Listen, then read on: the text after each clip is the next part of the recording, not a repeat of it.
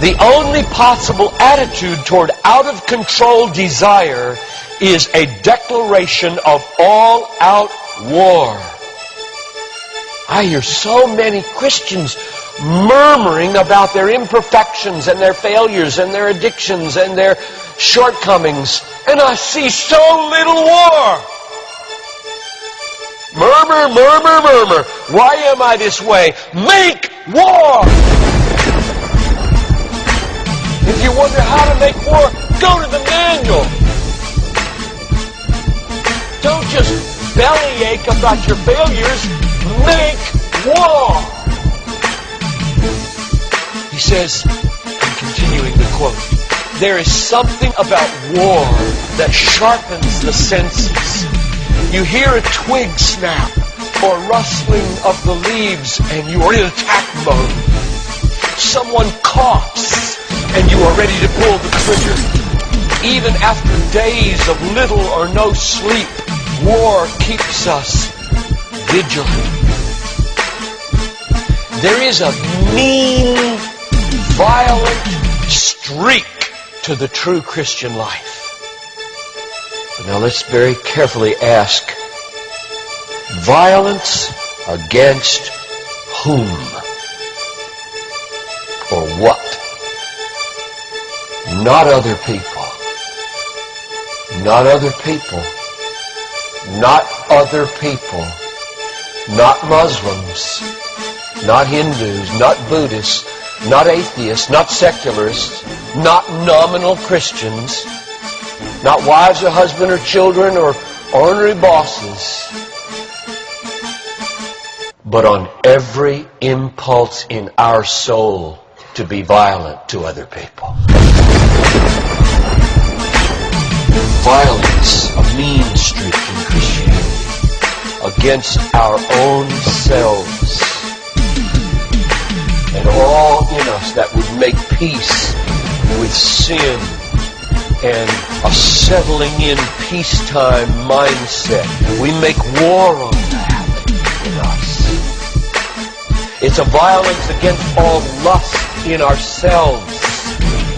All enslaving desires for food, caffeine, sugar, chocolate, alcohol, pornography, money, the praise of man, approval of others, power, fame. This is our enemy. This is where we make war.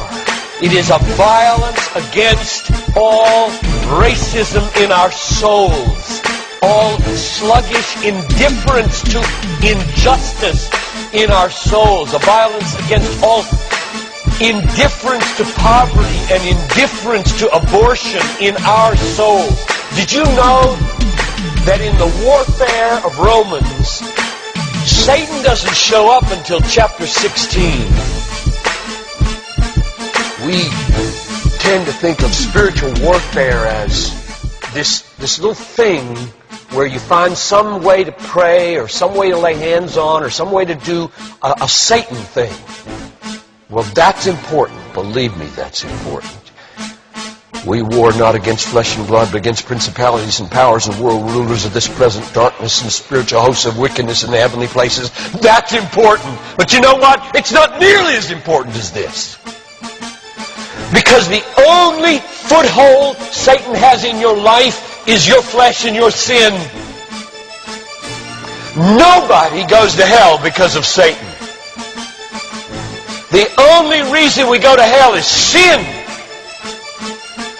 Much more important than fighting Satan is fighting sin. This warfare in verse 13 is vastly more important than figuring Satan out.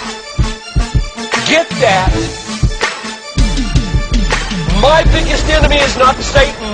My biggest enemy is John Piper.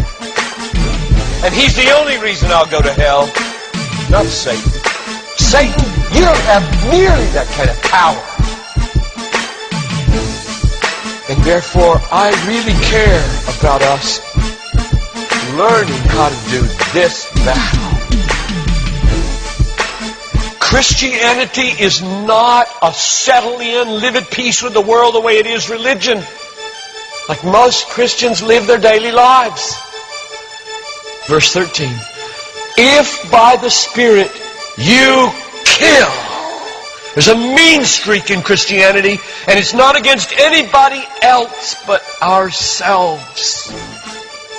In fact, it's against the meanness of ourselves against other people. If you feel like you're a mean person against others, a harsh person, a critical person, you know your problem? You haven't learned to make war. You haven't learned to be mean. You haven't learned to get violent against your violence, against your meanness, against your critical spirit. And you complain of it, talk about it, but have you made war 24/7 against it?